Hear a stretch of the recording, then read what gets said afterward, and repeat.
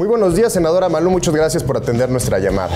Hola, ¿qué tal? Buenos días, Enrique, Alejandra. Un saludo a usted y a todo su auditorio. Nos da mucho gusto saludarla, senadora. Y bueno, pues sabemos que ya tras 11 meses de no tener presidente, de no tener titular este instituto, próximamente se dará a conocer, por supuesto, después de conocer ya esta importante terna. Pero ¿cómo se encuentra el Instituto Nacional de las Mujeres, senadora?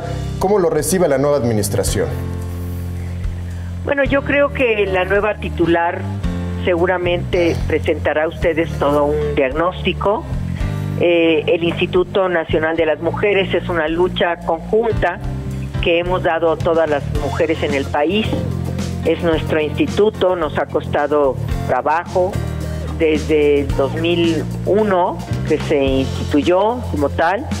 Nos parece que es importantísimo seguir avanzando en colocar al Instituto Nacional de las Mujeres como el órgano rector de la política de igualdad en todo el país.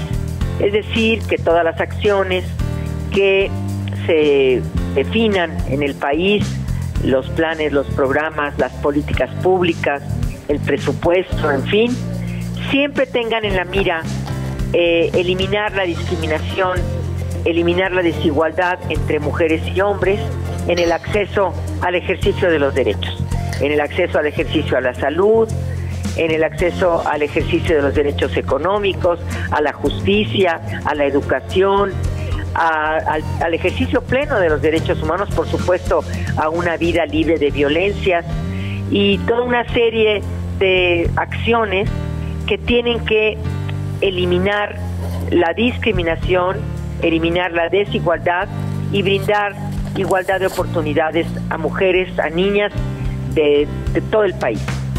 Senadora, ¿cómo está? Muy buenos días. Le saluda Alejandra Gallardo. Sin duda alguna, un tema pendiente, tanto para el Ejecutivo con este nuevo nombramiento como para el Legislativo, usted desde su escaño, será pues combatir los feminicidios que, bueno, afortunadamente se integran ya al catálogo de delitos que ameritan prisión preventiva oficiosa. Lo dimos a conocer hace unos momentos. Cada 4 horas ocurre un hecho violento contra las mujeres en nuestro país. ¿De qué manera, senadora, desde la comisión que usted preside, la Comisión para la Igualdad de Género, trabajarán con el Ejecutivo para combatir los feminicidios? Bueno, nosotros tenemos que hacer una revisión muy severa de todo lo que ha sucedido en la legislación nacional. Déjeme decirle que acabamos de realizar unas audiencias. Abrimos unas audiencias públicas para que todas las mujeres de todo el país vinieran a presentar sus propuestas, sus reflexiones en materia de justicia, en materia de derechos sociales, económicos y por supuesto en el derecho a una vida libre de violencia para las mujeres. Entonces, estamos muy complacidas de los resultados de esa audiencia y uno de los temas fundamentales fue la revisión de la legislación en todo el país. El feminicidio está tipificado, pero al contentillo de cada uno de los congresos. Necesitamos revisar esa legislación.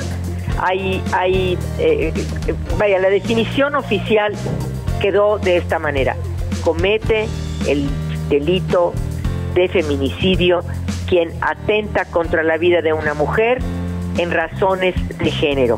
2 puntos. Son razones de género y ahí se especifican pues que haya sido abandonada en el área pública, que tenga pues rastros de violencia sexual, que mantenga o haya tenido una relación, que haya presentado una denuncia anteriormente. Es decir, pusimos cosas muy claras para definir muy bien el feminicidio.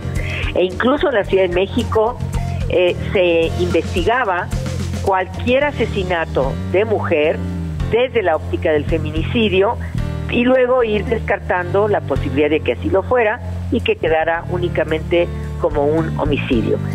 Sin embargo, en los estados, y no tomando en cuenta esta tipificación en el Código Penal, pues no ha resultado precisamente armonizado a lo que sucedió en el Código Penal. Entonces, de pronto le quitan uno de los elementos de la razón de género, de pronto no se apegan a la definición correcta que es la que nosotros hemos estado trabajando. Muchísimas gracias, senadora Marta Lucía Mitchell Camarena. Gracias, como siempre, por tomarnos la llamada y por compartirnos esta información. Que tenga usted un extraordinario día.